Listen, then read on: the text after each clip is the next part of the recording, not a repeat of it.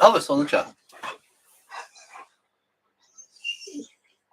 Hi, I'm Gardjinn, and I'm doing my university audio notes. It's a bit out of focus. Elvis! Shut up. Crazy dog. Right, quiet. Making sense of the self. Chapter 4. Introduction. The self is the core of who we are, and it is certainly important to our ability to function. It is shaped in childhood and youth by individual characteristics and development, but also created in interactions with people, places, things, and cultures. Yet even to ourselves and to those parents who may imagine they know everything about their children. The self is challenging to understand. This chapter will introduce you to developmental, social, and cultural aspects of the self. It first explains what self-concept and self-esteem are, why it's important to understand them, and what impact they can have on children and young people's lives. It then explores how caregivers' interactions with young children shape and their self with potentially enduring effects. The final section explores young adolescents' views of the relationships and activities they find most important, identifying what psychological researchers get right when they aim to measure young people's self-esteem and what they miss.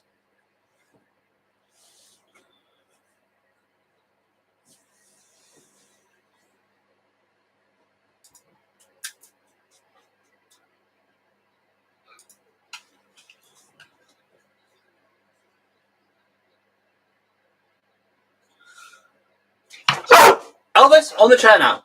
Chair. Lie down. The self and why it matters. Much of the time, we function without stopping to consider that we have a self because it is so integrated into our experience of daily life. This can create the illusion that the self is a straightforward aspect of our existence, and yet the self consists of so many thoughts, feelings, experiences, and more. And it is also contradictions that usually surprise people. For example, almost everyone from childhood onwards has a continuous sense that I've always been me. Yet while this sense of me is maintained, the self is in constant flux as the individual change, grow, and learn. Their minds and bodies develop, and they interact with others and the world around them. Another feature of the self that often surprises is that even though it is completely private and cannot be known by outsiders, it is created and develops largely through experiences and interactions with others. As the chapter will show, our children are cared for, the stories that carers tell children and others, and the expectations and assumptions of the cultures in which we live can also shape the ideas and feelings children and young people have about themselves, as well as the kinds of selves that they become.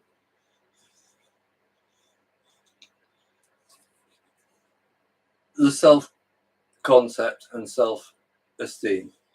Psychology and sociology both identify this as having many different facets, and one of the psychology's earliest theorists, William James, described these more than a century ago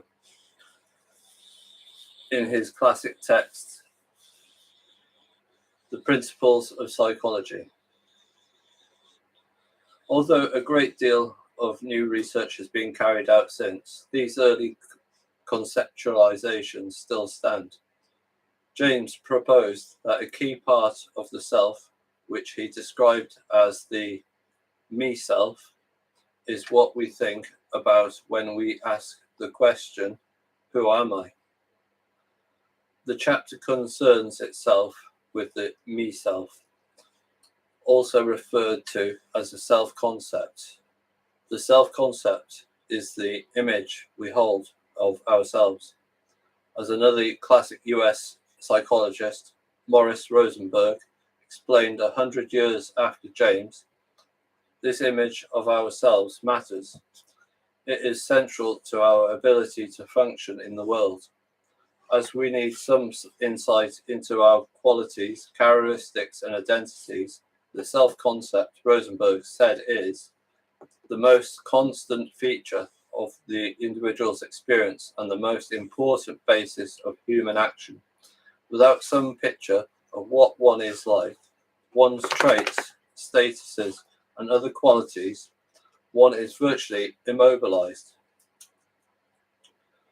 This self-concept, the picture of what one is like a vast, detailed tapestry into are woven a huge range of ideas and feelings about me. Some are more important to the self, many are less so.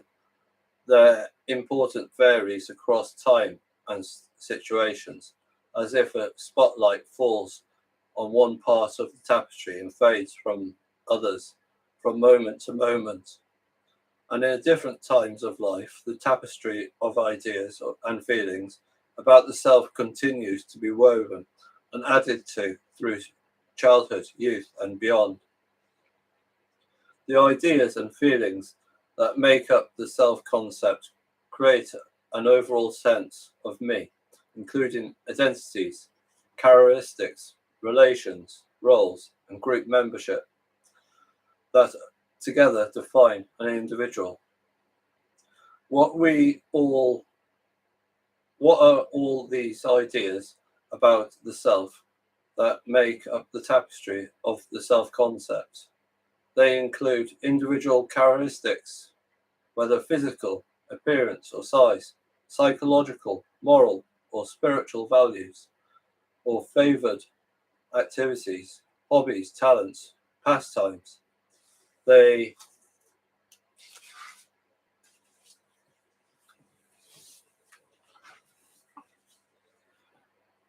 include group and collective identities that feel meaningful to who I am, such as gender, ethnic, class, national, regional identities, among others, as well as relationships with families and peers and others who are important.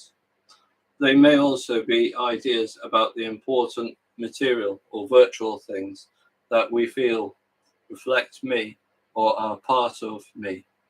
These days, often this is a mobile phone, but it could be anything that feels meaningful: a bicycle, an item of clothing, a painting. Individuals, self concepts also include who I am now, past selves, how I was then, and importantly, as renowned self psychologist Hazel Rose Marcus found, possible selves, who I could be or want to be to avoid being in the future, which are motivators for action. Note that self and identity are something used interchangeably in general speech and indeed also in psychology and sociology. This chapter uses self-concept for the me as a whole and identities for the many aspects that contribute to the overall me or self-concept. We all have many identities, and these might include our relationships, e.g. parent or group-based identities such as Black or Chinese or Irish. People evaluate themselves in the self-concept aspect that feel important, and these self-evaluations are the source of their self-esteem. Self-esteem is an important facet of the self. that can be conceptualized as the answer to how good am I? It is important to mental health as low self-esteem is a feature of some mental health difficulties. The parts of the self-concept that contribute to the self-esteem vary greatly from person to person, though they generally include meaningful close relationships, groups, or collective identities, activities, and abilities. Feeling competent and successful in these meaningful self-aspects of critically significant self-esteem. How does this overall picture of me, the self-concept, develop? And what does it have to do with studying childhood and youth? The self-concept is shaped by the internal factors, including cognitive development, and external factors such as culture and social settings. The developmental psychologist of the self, Susan Harter, explains that it begins to be formed in the very early years, arising from the interweaving of interactions with others, including the earliest caring relationships, engaging with the environment, cultural child rearing practices and goals, individual characteristics and temperament, cognitive development, and progress in valued activities. A developing self. This chapter focuses largely on the self as socially and culturally constructed. However, individual cognitive development is also important for the sense of self through childhood and youth, causing shifts in a person's view of themselves and others, shifts that can sometimes be quite destabilizing or a vertical minefield characterizes it. Toddlers gain a sense of self as they develop agency through control over their actions. They perform and positive emotions over their successes. However, they also gain cognitive insight that they are not omnipotent and that their carers, more separate than they realize, cannot be controlled, leading to frustration and anger. As toddlers learn language, they can label their self, and they can be labeled by others as good or bad, which can be a liability as well as a strength. As you learned in Chapter 2, cognitive development in middle childhood leads to changes in how children can think about and view themselves, and results in age-typical changes in self-concept and self-esteem. Greater cognitive capacity leads to being able to evaluate oneself, including in different dominions, and assesses one's abilities more accurately. A cognitive advance that can also lead to negative self-evaluations. Later through adolescence, as Chapter 13 will explain, cognitive abilities and the capacity for more abstract thinking lead to uneven gains that can lead to conflicting senses of self and its priorities. This can cause confusion and frustration again over what the individual feels is real and valued. Importantly, these various changes are by products of cognitive change over time, and they typically settle as the developing self grows. Later, this chapter will consider young people's own views of their favorite, most important activities and relationships, i.e., those contributing to self-concept and self-esteem, and the contrast them with what adults focus on. First, however, we explore how early relationships contribute to forming the self. As Harter notes, self-esteem, self-evaluation, is not purely an individual characteristic. Rather, it is co-constructed with those who care for children in their early years. The self and social construction develops within the crucible of interpersonal relationships with caregivers. One outcome is that the child comes to adopt the options that significant others are perceived to hold towards the self. These reflected appraisals come to define one's sense of self as a person through an interlation, interlation,